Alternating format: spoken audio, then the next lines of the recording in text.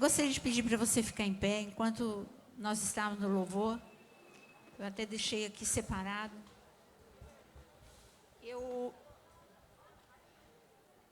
Eu deixei separado Jeremias 4, eu vou ler para você, Jeremias 4, 19. Existem momentos que a gente fala assim, gente, não tem nada ruim, nada pior para acontecer, né? Teve uma época na minha vida que eu falava isso, depois eu parei de falar, porque aí quando eu comecei a falar, não, porque aí primeiro veio o desemprego, depois a mudança que não tinha chegado em Manaus, ela nem tinha chegado em Manaus, aí veio o desemprego, teve que voltar para São Paulo. No meio do caminho, cai o carro do Cegonha. Aí, quando eu achei que tudo... Não, já não tem nada pior para acontecer. Aí, o que aconteceu foi que o Tiago, ele ficou com um furúnculo no rosto todo, perto do olho. Falei, não, agora não tem nada pior para acontecer. O apartamento que eu aluguei, faltou água, e a pessoa que foi me ajudar a limpar o apartamento esqueceu o pano dentro do tanque e inundou. Não só o meu apartamento, como assim todos os outros de baixo, porque foi uma noite toda jorrando água, tiveram que arrombar a porta do meu apartamento, porque eu não estava lá. E aí, por que eu estou contando todas essas coisas? Porque tem momentos que eles acontecem, são coisas assim que acontecem, parece que é uma sucessão de coisas, e parece que você nunca vai acabar, mas acabou. E quando acabou, veio o melhor de Deus na minha vida. E eu digo que, assim, em relação à nossa nação, parece que é um sobressalto em cima do outro. E eu digo que a palavra do profeta Jeremias, Jeremias 4, 19, ele diz, ai, meu coração, eu me contorço em dores. E ele ainda continua, Jeremias é bem intenso, né? E ele fala, as paredes do meu coração se agita, não posso me calar. Porque eu ouço, e a minha alma ouve, o som da trombeta e o alarido de guerra. Por isso eu digo, levanta a tua mão agora. O coração pode estar agitado, o coração pode estar angustiado, as paredes do coração estão ali abaladas, mas nós não podemos nos calar.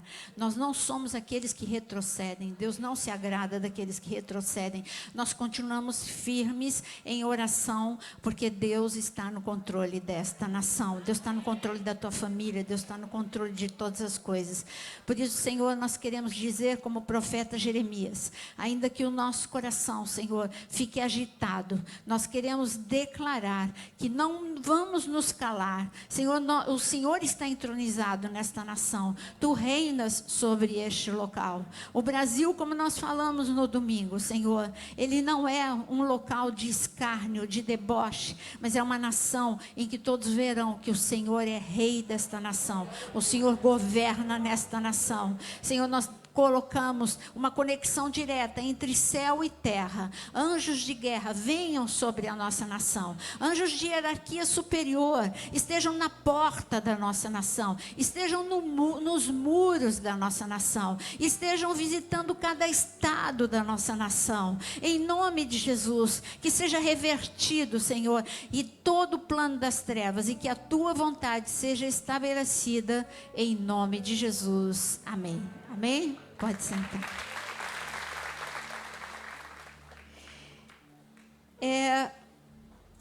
Por falar em Jeremias, é ele mesmo. Abre Jeremias capítulo 2. Jeremias capítulo 2, no versículo 21. Eu gosto muito do profeta chorão. Eu não sou muito chorona, mas eu gosto do profeta chorão. Jeremias 2, 21, ele é muito intenso, ele é melancólico e ele é bem intenso com Deus. E em Jeremias 2, 21, ele recebe uma palavra de Deus, é Deus reclamando. Você acha que Deus não reclama? Deus, ele é um lamento. não é bem uma reclamação. Às vezes ele suspira, puxa, não era isso que eu queria para a tua vida, porque você tem a vontade perfeita e você tem a vontade permissiva. Eu não te obrigo. O meu plano é bom, ele é perfeito, ele é agradável para você, mas você tem que escolher. E quando você escolhe o meu plano, não é você que é o caminho, eu que sou o caminho, não é isso? Jesus é o caminho. Então você tem que andar pelo caminho que ele determinou. Mas às vezes você escolhe um atalho e é aí que as coisas acontecem. E ele diz aqui, eu mesmo te plantei, profeta falando, Deus falando, através do profeta, eu mesmo te plantei como vide excelente, da semente mais pura, como, pois, te tornaste para mim uma planta degenerada, como de vide brava. Ele está falando aqui, olha, e ele está falando sobre Israel, mas ele está falando sobre você também.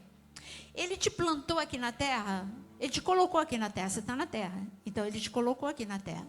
Ele te plantou com uma essência excelente, porque você foi feito à imagem e semelhança de Deus. Mas veio o pecado, e nós nos tornamos pessoas com uma semente degenerada. E aí Deus é um Deus de resgate, Deus é um Deus de transformação, Deus é um Deus de salvação. E ele está falando, não é bem isso que eu queria para você. Eu não queria isso para a tua vida. Mas então ele tinha o plano dele, o plano de salvação. Jesus viria para que essa vide, que era para ser excelente, e ficou degenerada, degenerada, é forte a palavra, né? Deformada, enfraquecida, nada produtiva, totalmente improdutiva, uma vide que não servia para nada, inútil, a palavra é isso. Se nós olharmos, cada um for bem sincero e olhar para a sua própria vida, sem Deus, nós somos pessoas inúteis, vivemos uma vida meio sem sentido. Nós repetimos sucessivamente os mesmos erros. E nós cometemos os mesmos erros conosco, com os outros. Deus falou, não é bem isso. Olha, foi assim, quando eu olhei para aqueles 12 discípulos, eu vi a essência excelente que tinha neles. Se qualquer um que olhasse para qualquer um daqueles 12, daí não sai nada. Mas eu via a excelência dentro deles. E 11 aceitaram transformação. Este é uma série de palavras sobre fruto do Espírito. Para você ter fruto do Espírito, você precisa estar no Espírito, você precisa ser cheio do Espírito e você precisa aceitar essa regeneração. Afinal de contas, você chegou degenerado, chegou numa condição degenerada. Você fala assim, mas eu sou salvo, eu estou dentro da igreja. Salvação é uma coisa, ele está falando de deformidades. Você não vai perder a salvação se você escolher continuar com determinadas deformidades. Não estou falando de pecado, eu estou falando de deformidades. Uma pessoa egoísta, ela não vai perder a salvação, ela vai perder qualidade de vida, vai perder unção, vai perder conexão, vai perder visão, vai perder avivamento. Poxa, mas é muita coisa que vai perder. Vai perder muita coisa. Eu não estou falando de pecado, eu estou falando de defeitos, eu estou falando de coisas que você se acostume, quer que os outros se acostumem, mas no fundo você sabe que você está se agredindo e você precisa mudar, e você está agredindo os outros também. Tudo na vida, eu gosto muito da passagem em 2 Reis, capítulo 19, ali é um povo de Deus, é um povo, o rei era um rei bom, rei Ezequias. Lá dentro da cidade estava o profeta Isaías, então tinha bons componentes ali na nação, um rei bom, um profeta maravilhoso. E só que algo deu errado, o povo estava fraco, o povo estava com um pé na igreja, outro no mundo, mas não era em sentido de pecado. Eles estavam com um pé firmes em Deus e o outro pé totalmente instável. Como é que pode? Quando eles oravam, parecia que eles estavam firmes, mas no dia a dia eles não estavam nada firmes. Como eu sei? Porque chegou a crise, chegou a Senaqueribe, e o comportamento coletivo foi o mesmo. Todo mundo perdeu a fé da noite para o dia. Peraí, e cadê o fruto do Espírito? Cadê a perseverança? Cadê a estabilidade? Cadê a fidelidade? Não, da noite para o dia todo mundo perdeu a fé. Não, ali nós não temos registrado ninguém que tenha feito uma reunião de oração, ninguém que tenha conclamado um jejum nacional, nada. Todo mundo perdeu a fé, uns ficaram desesperados, só eles assim... Eles ficavam diferentes no comportamento, alguns comportamentos diferentes. Por exemplo, alguns ficaram desesperados dentro de casa, outros desesperados no meio da rua, e outros desesperados em cima do muro. Só eram graus de desespero diferentes. Mas as pessoas se isolaram, uma não conversava com a outra, não no sentido de oração, de crer. Por quê? Porque faltava vida com Deus. Eles tinham Deus. Se alguém perguntasse, chegasse lá, gente, que cidade é essa aqui? Não, essa aqui é Judá. Essa aqui é cidade de Deus. É um povo de Deus. Mas por que está todo mundo desesperado? Porque eles esqueceram Deus no meio do caminho aí. Então eles professavam, com os seus lábios, eles professavam Deus. Com o seu comportamento, eles professavam essa degeneração. Eles eram pessoas que o inimigo, sabe aquela história, né, dos 3 porquinhos e do lobo? Então, era só soprar na casa deles, era tudo casa de palha. E facilmente eles seriam destruídos se 2 homens não se levantassem no meio daquela cidade, que foi justamente Ezequias e Isaías, para adorar. Mas no meio de tudo isso, Deus liberou uma palavra: olha, ainda eu tenho um povo aí no meio. Ele disse, eu tenho um povo aí no meio, é um povo que é um remanescente. Eu vivo falando para vocês de remanescente. Quem é o remanescente de Deus? Remanescente de Deus pode ter uma multidão, e pode ter 1, 2 ou 3 com um comportamento diferente, conectados com o céu. Para Deus basta 1, 2 ou 3, esse já é o remanescente. Pode ter um remanescente de 300, como foi no caso de Gideão. Eu espero que essa igreja seja inteirinha de remanescente. Eu não quero ter 2, 3, 4. Eu quero ter uma igreja que possa ser chamada diante do céu. Este é o meu remanescente. E para o remanescente, Deus liberou uma palavra. Eu quero ler para você. Não precisa abrir, você só ouve. 2 Reis 19, no versículo 30, está escrito: porque o que escapou e restou da casa de Judá, tornará a lançar raiz para baixo e dar fruto para cima. Foi essa palavra que Deus deu para aquela nação. E o que isso tem a ver com a gente? Sim, nossa vida é tudo uma questão de fruto. Ou é fruto da carne, as suas ações e reações exteriores vão refletir que tipo de fruto que você tem. Se é fruto da carne ou se é fruto do Espírito. E eu digo para você que é essencial você entender isso. É essencial você escolher ser transformado e ter o fruto do Espírito, porque Deus quer habilitar um povo diferente, cheio de unção para esse tempo que a gente está vivendo.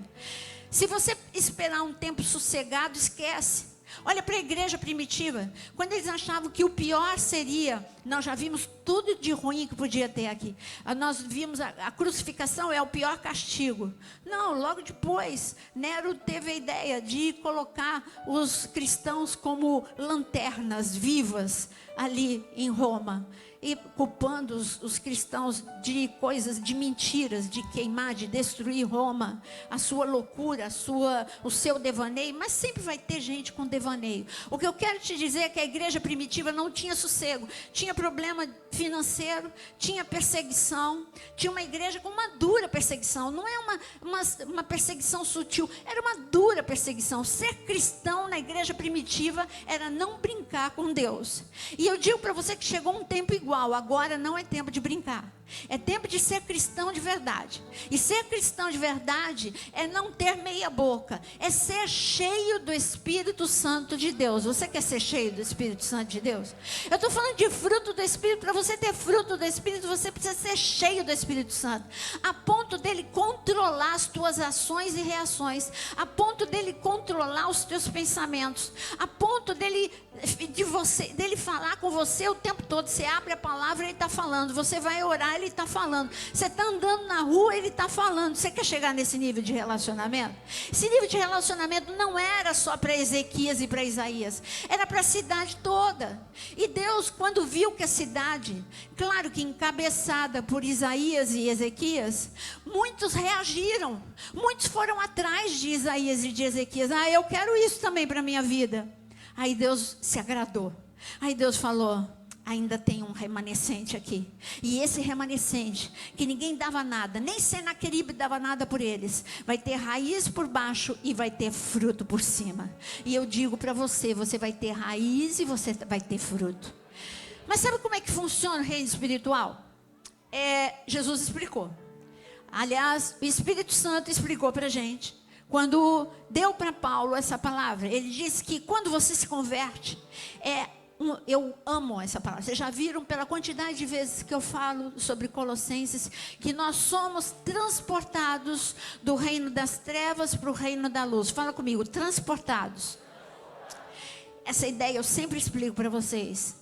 Me dá sempre aquela ideia de resgate, daqueles filmes, né? Aqueles filmes de guerra em que vai e resgata um soldado e transporta de um reino de opressão onde ele ficou e vai para um reino, para o reino de Deus, que vai para um reino de paz, de sossego, de segurança, para um país aliado e etc. Transportado. Agora a gente está falando aqui de semente. Estamos falando de raiz e estamos falando de fruto. Então vamos para essa linguagem. Sabe, existem momentos em que você precisa transplantar uma planta. Eu vejo isso.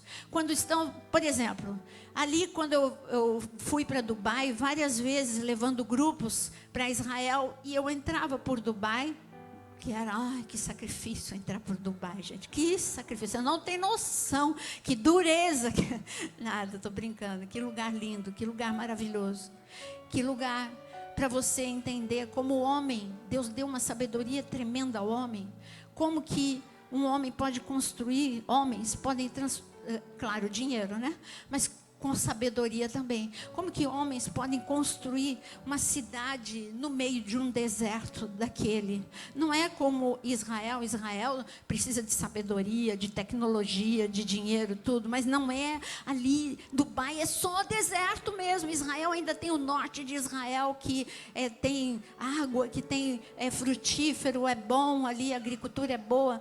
Mas não, Dubai é deserto, deserto, deserto. É como também lá em Doha, deserto, deserto, deserto. Mas por que eu estou falando isso? Porque quando eu vi ali palmeiras para aqueles condomínios super, hiper luxuosos, palmeiras lindas, maravilhosas, já adultas, sendo transplantadas. E ali, depois, você já deve ter visto na internet como aqueles condomínios ficam lindos, maravilhosos, com aqueles desenhos, com aquelas palmeiras. Mas elas não nasceram lá, elas foram transplantadas. Quando nós nos convertemos, nós somos, sabe, as nossas raízes são raízes ruins. A nossa tendência sempre é fazer coisa ruim, você já reparou? É mais fácil as pessoas mentirem do que falar a verdade. É mais fácil ficar com raiva do que perdoar. É mais fácil você agredir do que você elogiar. É mais fácil quando você está nervoso. É mais fácil agredir do que você se calar. É mais fácil você fazer o errado, por causa da natureza, a raiz. Aí Jesus, quando nós nos convertemos, Ele nos transplanta. Ele, literalmente, você vai ser plantado no meu reino. Eu estou te tirando do reino das trevas, eu estou te resgatando, agora eu vou te transplantar. Mas você precisa dar bons frutos. Agora, bom fruto, você precisa de boa raiz.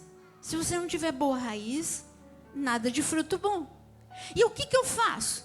Como assim? Como é que funciona? Agora não dá para pensar em reino natural, porque com a planta não é assim. Agora Deus é um Deus tão maravilhoso que quanto mais cheios do Espírito, ele vai queimando raízes malignas na tua vida.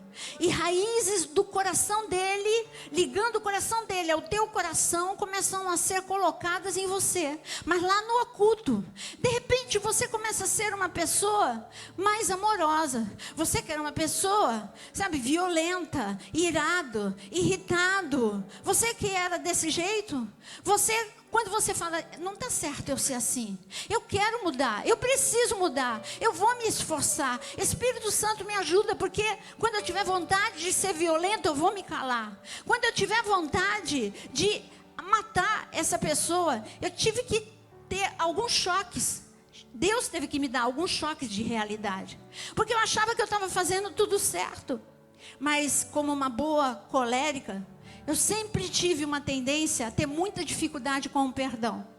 Porque o colérico, ele não é uma pessoa que sente com a mesma intensidade que o melancólico, mas ele, por ser muito prático, ele também toma atitudes rápidas e práticas. Tá bom, essa pessoa não serve mais, eu só me afasto. E acabou. Só que nesse afastar, eu anulava aquela pessoa da minha vida. E eu lembro que uma vez eu contei, eu estava falando dando uma palavra num encontro de mulheres há séculos atrás. E eu estava falando sobre, séculos mesmo, era ainda em Teresópolis. E eu lembro que eu estava dando uma palavra de cura interior. Antes de eu dar a palavra, tinha uma mulher que estava dando muito problema lá. Ela queria ir embora, mas ela estava de uma forma que ela não deixava ninguém sossegado. E ninguém ia obrigá-la a ficar lá, mas não era aquele momento, não dava, não tinha como levá-la. E ela ficou, mas eu quero. Olha, só espera, quando acabar aqui a programação, a gente te leva, você não vai ficar aqui presa, você não vai ficar aqui obrigada. Mas ela ficou, ela atormentou. E na pregação, eu estava falando, eu nunca vou esquecer, que eu tinha um probleminha, eu tinha a tomadinha on e off.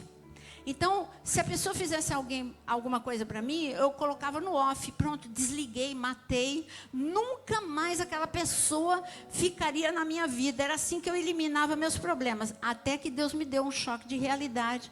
E quando eu fui ler as epístolas de João, e eu descobri, fui confrontada por Deus, que aquele que não ama o seu irmão é tão homicida quanto aquele que pega uma faca e mata. Eu falei, ai Jesus, eu tenho tanto sangue na mão, Senhor. Eu tenho tantas contas a prestar contigo. E agora, eu já matei já tanto tempo, não dá mais para ressuscitar, não dá. E aí Deus começou a mostrar que dava para ressuscitar alguns, E eu estava falando alguma coisa sobre isso. Bom, acabou a pregação e eu mesma fui levar essa mulher. Eu falei assim, eu vou te levar para a rodoviária.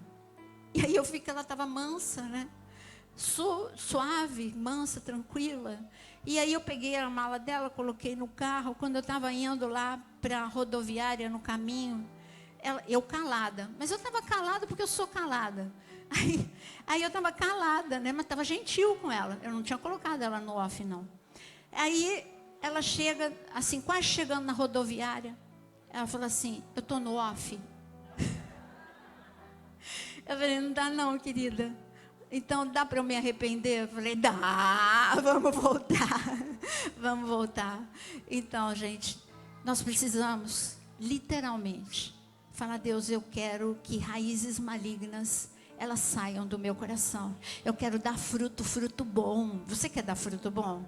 Eu quero dar fruto bom. Agora imagina um Paulo. Paulo se converte, espetacular. Tem aquele encontro na estrada de Damasco, luz para lá, luz para cá, uma voz magnífica. Tem aquela experiência fenomenal ali na casa de Simão o curtidor e o profeta Ananias. Tem toda aquela experiência sobrenatural. Volta a ver, mas a raiz de raiva, de ira, continua. Ele vai ser salvo, mas ele continua a ser grosseiro, ele continua a ser o mesmo. Será que Paulo iria muito longe? Não iria.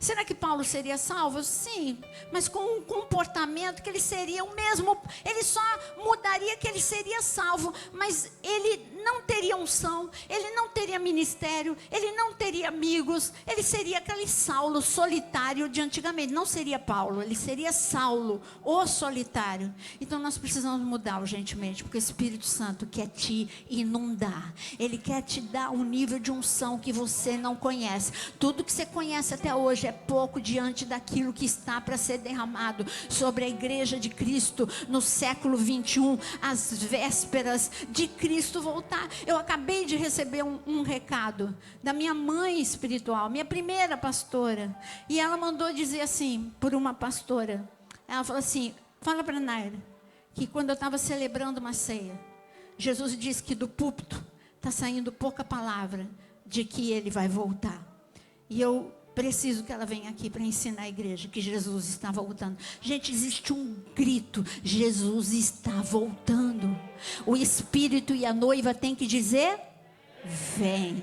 E o Senhor está dizendo, ouça o que o Espírito diz a você. O Espírito está dizendo com a igreja, ouça, ouça. Esse é o recado das 7 igrejas de Apocalipse. Muda, transforma. Algo novo vai acontecer. Algo ruim vai acontecer, mas algo novo vai acontecer na tua vida. É uma igreja que estava às portas.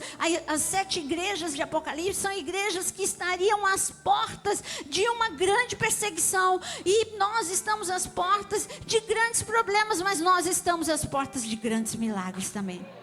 Para cada grande problema, um grande milagre vem da parte de Deus. Para grande seca, grande chuva. Foi assim que aconteceu no tempo de Elias. Você é a geração de Elias. Grande seca, mas veio grande chuva que inundou, encharcou, e veio vida e vida em abundância. Mas você precisa mudar. E eu queria que você abrisse comigo agora em Mateus 7 para ouvir Jesus. Mateus 7. Aliás, foi o primeiro, não foi o que nós vamos ler agora, mas Mateus 7, 21 foi o primeiro versículo que eu decorei na minha vida, né, quando eu me converti, né? Nem todo aquele, olha o versículo que eu fui decorar, né? Nem todo aquele que diz Senhor, Senhor entrará no reino dos céus. Para mim isso sempre foi muito forte. Mas o que eu quero ler para vocês é Mateus 7, no versículo 17. Toda árvore boa produz bons frutos. Porém, a árvore má, ela produz o quê? Ela produz frutos maus.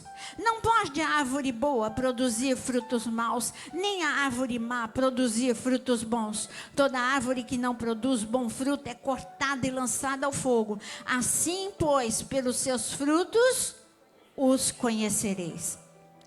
Sabe, não adianta você ficar falando, eu vou para a igreja, eu aceitei Jesus, eu tenho X anos de conversão. Se as pessoas não te reconhecem como uma pessoa transformada, não adianta o teu discurso, não adianta a tua pregação. Elas têm que ver primeiro, o primeiro cartão de visita é a tua transformação. Era assim e ficou desse jeito. E hoje está assim, está ungido, está cheio de Deus, está cheio de unção, está cheio de graça. É tempo de muita unção. É tempo de Mateus capítulo 25, as 10 noivas, as que dormiram, as 10, mas as que acordaram e eram prudentes, tinham muito óleo, e as outras tinham um óleo que não dava para o tempo escuro. Você precisa ter muito óleo. Você quer ter muito óleo? Você não pode sair daqui hoje com pouco óleo. Hoje você vai ser cheio do óleo do Espírito em nome de Jesus. Deus quer derramar sobre nós. Eu amo aquela imagem de Zacarias 4, porque quem assistiu workshops comigo em 1900 e nada também, sempre sabe que eu amava e amo até hoje essa imagem, que o Zacarias ele vê ali o castiçal sendo alimentado por tubos celestiais. O azeite vem por tubo. Gente, hoje eu quero um tubo sobre a tua cabeça. Um tubo celestial vindo direto do trono de Deus. Todo o óleo que Deus reservou para a tua vida. Você sabia que Deus reservou uma quantidade para cada um? Eu não dou a minha quantidade para você, tá? A minha quantidade é minha, a tua quantidade é tua. A quantidade de Elias era dele. E Eliseu, ele recebeu porção dobrada. Então, segura a tua unção, segura o teu tubo celestial, porque azeite vai ser derramado em nome de Jesus. Mas para isso, algumas raízes precisam ser queimadas hoje na tua vida. Senão, a árvore vai ser conhecida como uma árvore de fruto mau. Que testemunho que você dá para os teus filhos? Que testemunho você dá para os seus pais? Que testemunho que você dá para as pessoas com quem você trabalha? Que testemunho você dá para o teu cônjuge, a pessoa que melhor te conhece? Se você tiver uma raiz de rebeldia, você é uma pessoa que sempre vai estar produzindo aonde, eu vou te falar agora, frutos. Quem tem raiz de rebeldia, aonde ele estiver, ele vai estar sempre se levantando contra alguém. Ele vai estar sempre liderando algum tipo de discussão, de divisão, de contenda. É aquele tipo de pessoa encrenqueira, briguenta. É aquele tipo de pessoa que está tudo em paz, mas ela chegou chegando, fruto mal sai. Ela fala mal da igreja, fala mal do líder, fala mal do pai, fala mal da mãe, fala mal de todo mundo, só dela que não. Aí quando você virar as costas, ela vai falar mal de você também. Porque é a raiz de rebeldia. Nunca confie em quem fala mal dos outros, porque vai falar mal de você também. É uma raiz na vida dela.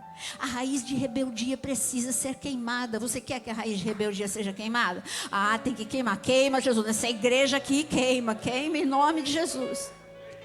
Agora, se você tiver uma raiz de amargura, como diz Hebreus capítulo 12, você vai ser como Mical, filha de rei, morava em palácio, casada com um herói como Davi, amava a Deus, confiava em Deus, mas de repente ela deixou uma raiz de amargura no coração dela. E se você tiver a raiz de amargura, você fica igualzinho Mical. Como que Mical ficou? Uma pessoa dura, uma pessoa insensível, uma pessoa crítica. Será que você está reconhecendo algum fruto aí em você? Uma pessoa crítica. Uma pessoa totalmente amarga. Amargura, uma raiz de amargura. Essa raiz tem que ser queimada na tua vida também. Sabe aquele ranço? Uma pessoa rancorosa, é uma pessoa amarga. Ela tem essa raiz de amargura. Agora, se você tiver uma raiz de rejeição, meu querido, você vai ter frutos aí. Não adianta você ficar tirando fruto, você tem que ir pela raiz. Se você tiver uma raiz de rejeição, você vai ser uma pessoa grudenta, insegura. Você vai ser uma pessoa competitiva ao mesmo tempo. Você precisa acabar com essa raiz na tua vida. Se você tiver uma raiz de inveja, você vai ser uma pessoa destrutiva, destruidora, como foi Caim.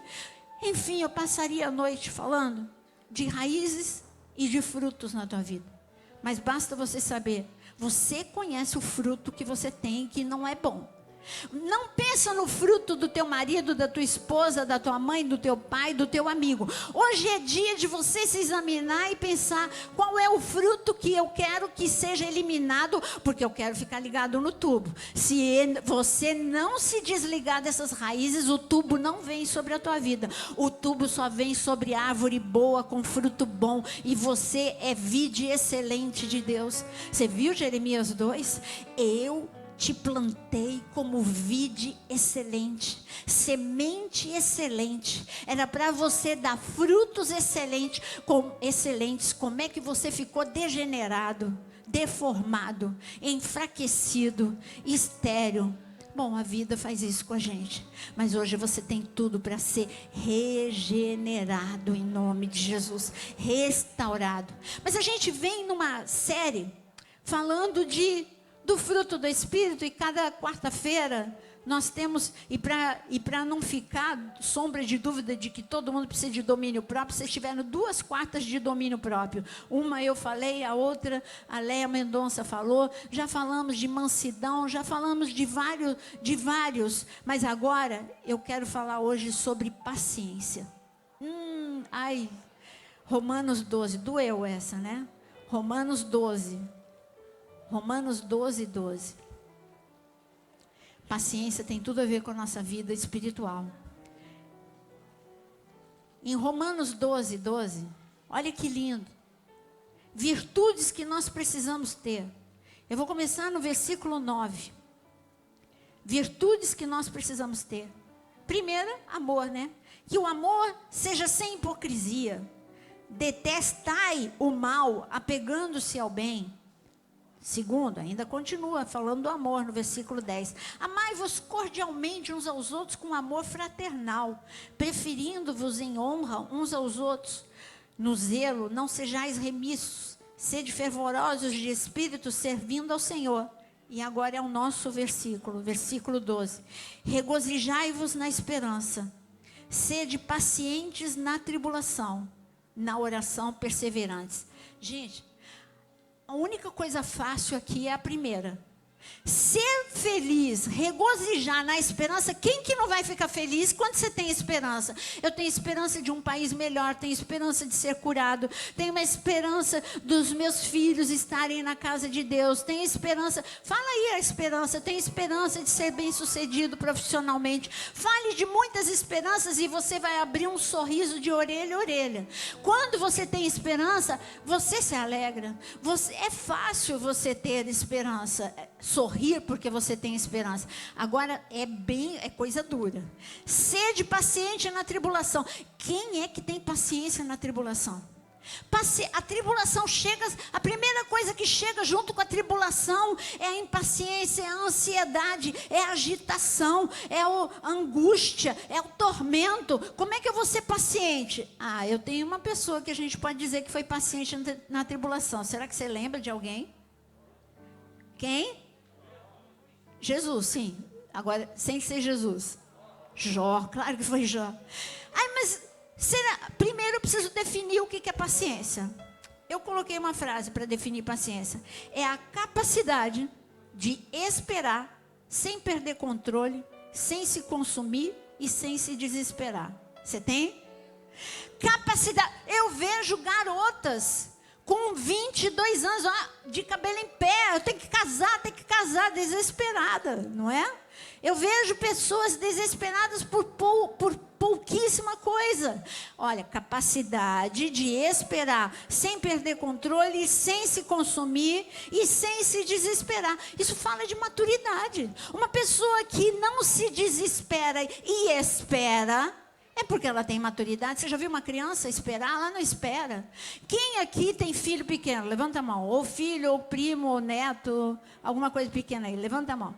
Você já tentou pegar uma estrada com uma criança? Qual é a pergunta que ela vai te fazer 20 vezes? Ou 30, ou 40, ou 50? Já chegamos? Já chegamos? Já chegamos? Quanto falta? Está longe? Já chegamos? Não aguento mais, já chegamos. Porque a criança é impaciente. Será que você é criança espiritualmente? Senhor, o Senhor não me ama, o Senhor não me quer, o Senhor não me responde, o Senhor não está me ouvindo, o Senhor isso, o Senhor aquilo. Eu estou ouvindo. Aí ele chega e fala, só que você não ouve, porque você está todo impaciente. Aí ele chega com... Só que Daniel, ele teve maturidade. Aí, olha, o anjo teve um recado para Daniel. Desde o primeiro dia que você falou, Deus te ouviu. Você sabia que desde o primeiro dia que você orou, Deus te ouviu? Mas por que ele não respondeu? Porque não é tempo. Paciência, a gente espera. Espera no Senhor com paciência e Ele se inclina para você. Você nunca leu isso? Espere com paciência no Senhor. Esperei com paciência. Tem música. Esperei, como é que é, Deco? Esperei com paciência no Senhor e Ele se inclinou para mim. E isso é música porque está escrito em Salmo. E assim, nós precisamos, mas como é que eu vou ter esse fruto de paciência na minha vida? Tem que queimar a raiz maligna que a gente tem. A raiz de irritação, a raiz de impaciência, a raiz... Sabe, porque nós estamos num mundo agitado, um mundo apressado. Eu anotei outra frase para você. Olha aqui, paciência é a força do frágil. Impaciência é a fraqueza do forte. Você ouviu bem? Paciência É a força do frágil. A pessoa diz que é frágil, mas não é, porque na verdade ela é forte, porque ela tem paciência. Mas o forte, sabe, agora a impaciência é a fraqueza do forte. O forte, quando ele não tem paciência, como Saul, ele entra bem. Ele perdeu tudo, Saul, porque ele não teve paciência. Já Davi, Deus falou com ele: bom, se eu ainda não subir ao trono, é porque eu não estou preparado, mas uma coisa eu sei, é que eu vou subir ao trono. Se o avivamento não chegou, eu sei de uma coisa, que o avivamento vai chegar. Se não chegou, é porque Deus está endireitando, ajustando, alicerçando, queimando essas raízes, para que nós possamos receber esta unção sem medida, e nós possamos transbordar de unção, sem perder a unção. Mas a gente estava falando de Jó. Como é que eu vou ter a paciência de Jó? Porque virou ditado, que paciência de Jó. Tá bom, vamos ver, qual foi a paciência de Jó? Jó teve paciência com amigos difíceis. Você teria a paciência que Jó teve com os amigos dele? Eu acho que eu não teria, não. Eu acho que eu bloquearia. Puxa, mas Jó não tinha como bloquear. Bom, vamos ver o que Jó podia fazer. Jó podia falar: olha, eu estou ocupado, vai para lá, vai para lá. Sabe, era um outro tipo de bloquear. Mas se fosse nos dias de hoje, gente, eu acho que o Instagram fez o WhatsApp fez um grande mal comigo. Porque agora eu só fico ouvindo acelerado. Quando eu vejo que... Será que eu tenho gente que faz isso? Tem alguém? Tem alguém aqui que faz isso? Que bom que eu tenho companheiros. Se você me mandar um áudio de 8 minutos, eu só vejo assim, 8 minutos. Eu ponho na aceleração 1 ou 2. Essas são as minhas duas opções. Eu garanto que a tua voz não vai ficar normal comigo, mas eu te entendo, eu vou te ouvir. Essa agitação é do mundo que a gente está vivendo, mas nós não podemos entrar nesse ritmo. Eu entro só no WhatsApp, tá? Mas nos outros ritmos, paciência com pessoas eu preciso ter, ou eu não vou ter relacionamento. Se a pessoa é difícil, você também é. Jó teve paciência para receber o milagre. Ele começa o livro crendo em Deus, ele termina o livro crendo em Deus. São 42 capítulos, a tradição oral diz que foram 9 meses. Ele esperou a cura 9 meses, poderia ter sido 1 ano ou 2 anos, mas este homem, ele não abandonou a fé. Ele deu um grito em Jó capítulo 19, ele disse: eu bem sei em quem eu confio, o meu Redentor, é o Redentor. Ele deu um grito: eu bem sei em quem eu confio, o Redentor vive. Ele deu o grito que o Redentor vive. Será que você pode gritar hoje: o meu Redentor vive? O meu Redentor vive. Agora é a terceira oportunidade para você arrebentar com os tímpanos das trevas. Fala para as trevas ouvirem e ensurdecerem: o meu Redentor vive. O meu Redentor vive. O teu Redentor vive. Milagres. Tempo de milagres. Estamos vivendo uma estação de milagres, mas você precisa de paciência para ver o milagre. Eu tenho paciência para ver a restauração do Brasil. Eu tenho paciência para ver vidas, famílias abençoadas. Eu tenho paciência para ver essa igreja explodindo de unção como Deus prometeu. Eu tenho paciência para ver a vontade de Deus estabelecida na tua e na minha vida, e neste local, e neste país, e no mundo, porque Jesus está voltando e nós vamos ver grandes coisas. Jó teve paciência para esperar o milagre. Jó teve paciência com amigos a ponto de orar por eles. Ele orou. Enquanto ele orava, Deus ama os pacientes. Enquanto ele orava, a sorte dele foi revertida. Jó teve paciência com a esposa. A esposa era uma encrenca, mas ele teve paciência com a esposa. Não, ela está assim, mas ela vai melhorar. Eu acredito que ela vai melhorar. Ela falou: amaldiçoa Deus e morre. Ele só olhou, essa não é a mulher com quem eu casei. Eu creio que ela, se ela quiser, ela vai ser transformada. Eu vou ter paciência para ver se ela vai querer ser transformada. E essa mulher quis ser transformada. Ela teve filhos e filhos e filhos e filhos com Jó, e viveram felizes para sempre, como acaba o livro de Jó, porque Jó teve paciência para ver a restauração. Hoje ninguém tem paciência para nada. Você não tem paciência para ver a restauração de ninguém. Você não tem paciência para um milagre. Você não tem paciência para orar. Você não tem paciência para jejuar. Você não tem paciência para ler a palavra. Você está perdendo o melhor de Deus aqui na terra. Moisés, ele tinha paciência. Ele dizia: parou o mundo agora, parou para mim. Não tem nada mais importante do que eu ir para a tenda do encontro. Tô indo, tchau. E Josué, que não é bobo, ia atrás dele. Tô indo, tchau. Tô indo com Moisés, aprendendo que o tempo que eu fico na presença de Deus, eu vou remir todo o resto do meu dia. Aprende isso, tenha paciência de ficar na presença de Deus. Você tem paciência de ficar silencioso? Ou você fala, vem com aquela lista enorme para Deus, e depois, amém, e sai. Deus, ei, eu ia falar. Como é? Você foi embora. Eu ia falar contigo, depois você fala que eu não falo, né? Você foi embora antes que eu te respondesse. Você nem ficou quieto na minha presença. Você nem recebeu a minha palavra. Paciência. Eu queria que você ficasse em pé para nós lermos. Eu vou ler de novo para você. Aqui está escrito: regozijai-vos na esperança. Você quer se regozijar agora na esperança? Levanta as tuas duas mãos. E agora, qual é a tua esperança? Você tem esperança? Se você não tem, eu peço a Deus que te dê esperança. Olha agora para a tua família. Tenha esperança. Olha agora para as tuas finanças. Tenha esperança. Olha agora para as tuas emoções. Tenha esperança. Olha agora para o teu corpo físico. Tenha esperança se você está enfermo. Olha agora para os teus relacionamentos. Tenha esperança. Mas olha agora para o céu. Olha bem, olha lá para o teto. Olha para o céu. Vê o teu tubo. Fala: esse é meu. Não vou deixar para ninguém não. Eu tenho esperança dessa unção sobre a tua cabeça hoje. Tenha esperança agora. Tenha esperança. Regozijai-vos na esperança. Sede pacientes na tribulação. Põe a mão no teu coração.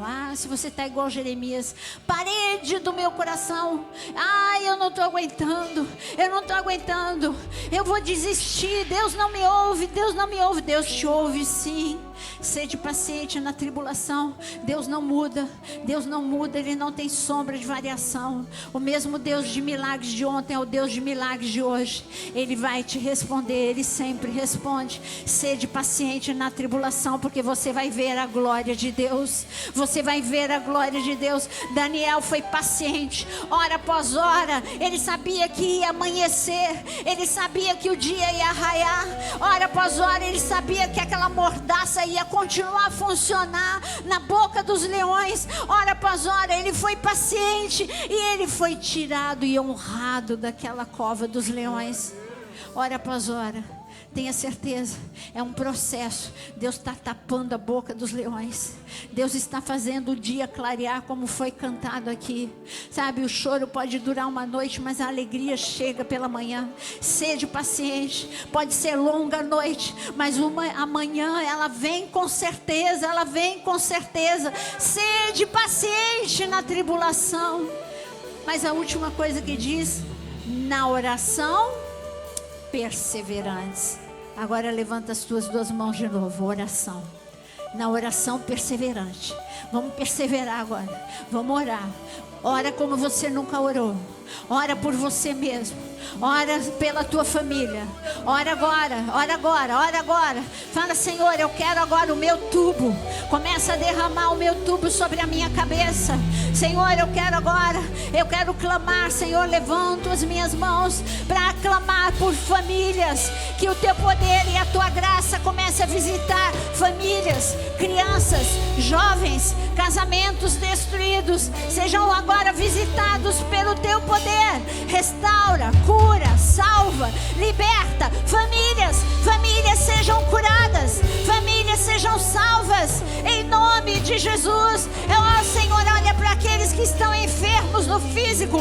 Há uma célula maligna, muitas células malignas, nada são para ti. Passa agora o teu sangue poderoso sobre órgãos enfermos, corações, estômagos, ossos, em nome de Jesus. Corrente sanguínea, medula, seja agora visitada pelo poder do sangue de Jesus. O poder do sangue de Jesus. Eu quero declarar agora, todos aqueles que estão enfermos emocionalmente, visita agora, Espírito Santo de Deus. O Senhor disse na oração perseverante, levantamos as mãos com perseverança e dizemos: Tu és maior que a depressão, Tu és maior que a ansiedade, Tu és maior que a síndrome de pânico, Tu és maior do que todos os distúrbios. Cura, cura, setembro amarelo é mês de cura, é mês de vida, vida, vida em abundância. Todo espírito de morte eu repreendo agora em nome de Jesus. Bata em retirada, pensamentos de morte sejam queimados e destruídos em nome de Jesus. Ah, Senhor, eu oro agora por ministérios, ministérios aqui dentro, vidas aqui dentro. Ah, Senhor, ressuscita ministérios, aviva, aviva corações que estão, Senhor, desfalecidos. Vem, Senhor, derrama o teu tubo agora, vem com o teu óleo fresco sobre as nossas cabeças. Derrama agora, derrama sobre cada cabeça, Senhor, o teu Santo Espírito seja cheio, cheio, cheio com o Espírito Santo de Deus. Se você ora em línguas, ora. Se você levanta agora um clamor aos céus e declara: óleo santo sobre a tua cabeça, óleo santo sobre a tua cabeça, em nome de Jesus. Queremos raízes santas, frutos bons, árvores frutíferas, em nome de Jesus.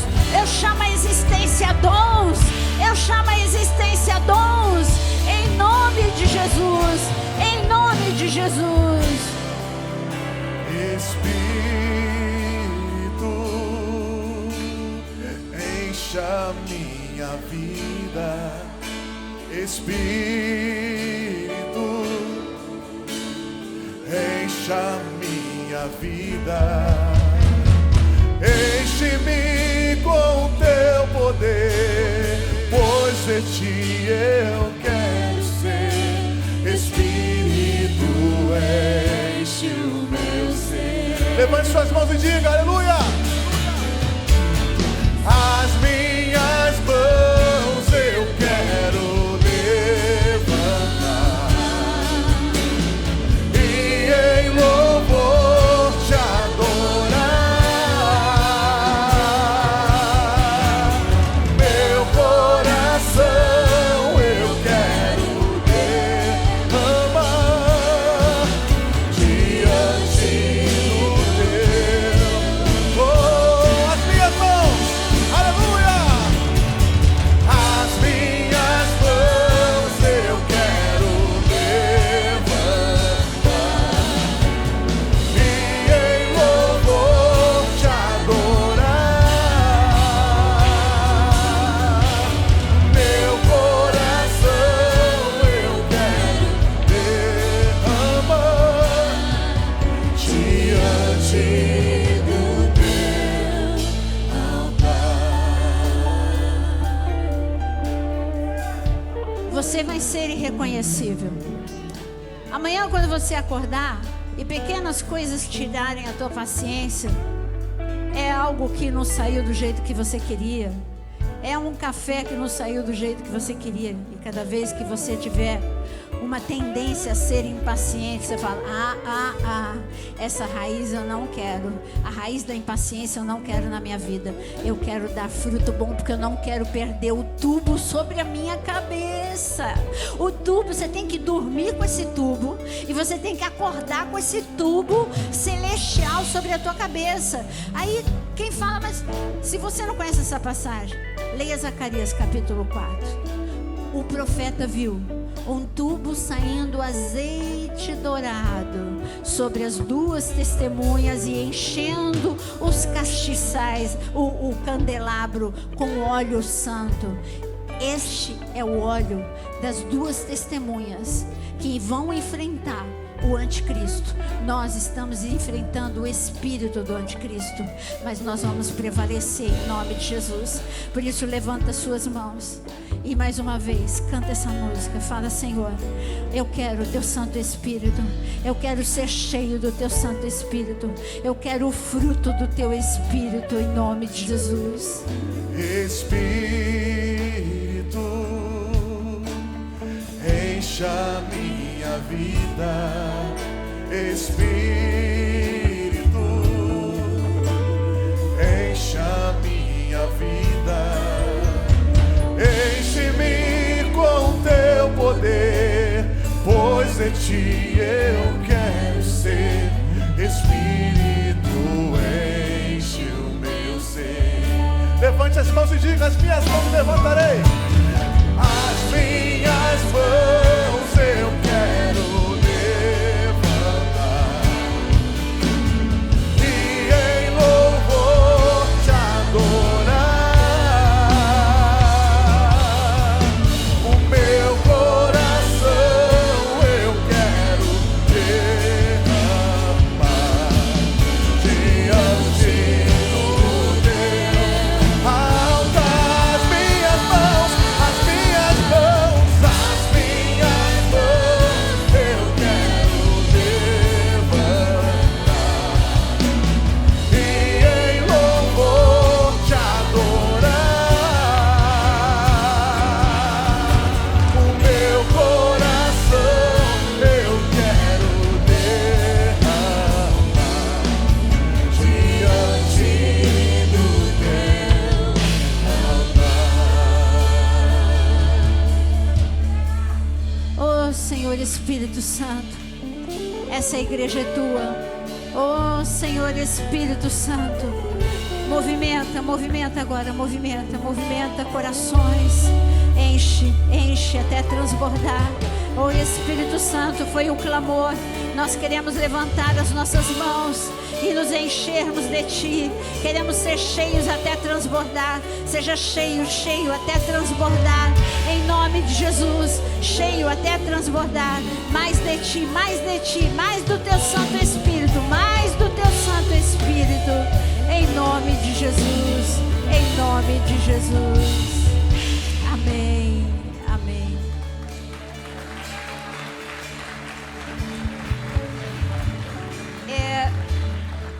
Eu sempre ensinei para vocês, antes de eu orar, eu sempre ensinei para vocês que existem estações celestiais. A Bíblia fala assim. A Bíblia, o livro de Cantares fala muito das estações. A primavera, ele fala muito sobre a primavera, que depois do inverno, lógico, vem a primavera. E o encontro do noivo com a noiva se dá na primavera. E ali tem tudo. Eu amo dar aula sobre Cantares. E o encontro do noivo e da noiva se dá em meio a rolas, a fruto e a muito fruto. E a noiva é chamada de jardim fechado.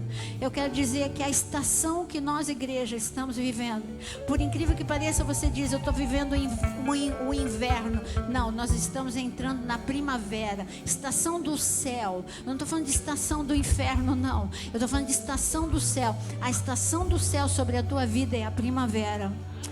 Por isso eu quero profetizar muito fruto sobre a tua vida. Eu quero declarar sobre você que cada dia seja um encontro com o amado.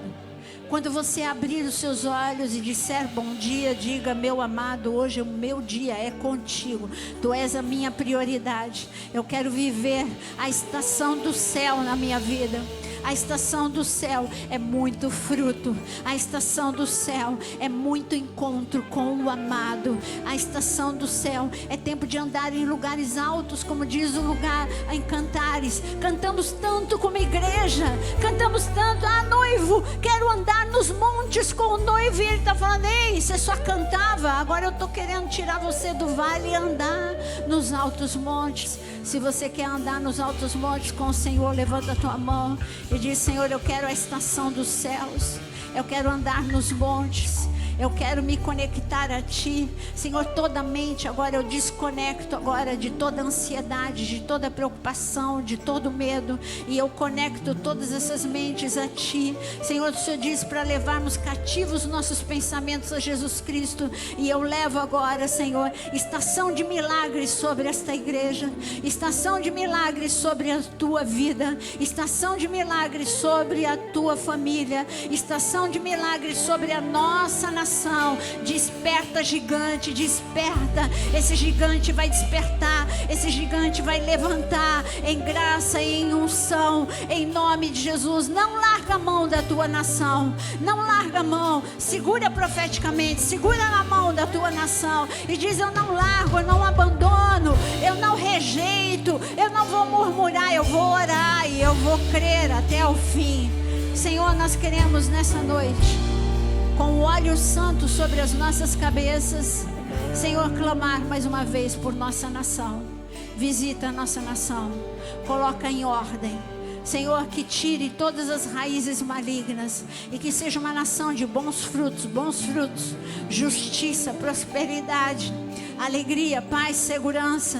Oh Senhor, eu quero declarar que o que está escrito na nossa bandeira, essa é a palavra de ordem do céu sobre nós: paz e ordem, ordem, ordem, ordem, ordem, progresso sobre a nossa nação, paz, ordem, progresso sobre a nossa nação, prosperidade sobre a nossa nação, em nome de Jesus. Senhor, que o Teu sangue precioso possa nos cobrir, que a Tua graça possa nos envolver, que o Teu amor possa, Senhor, nos esconder, que o Teu manto precioso, Senhor, possa ser o nosso abrigo em dias maus, que o Teu escudo esteja, Senhor, na nossa, Senhor, tanto na retaguarda quanto adiante, que os Seus anjos estejam acampados ao redor desta igreja, levando em segurança cada um à sua casa. Que a paz que excede todo o entendimento esteja sobre a tua mente, sobre o teu coração e sobre a tua casa, em nome de Jesus. Amém. Deus abençoe.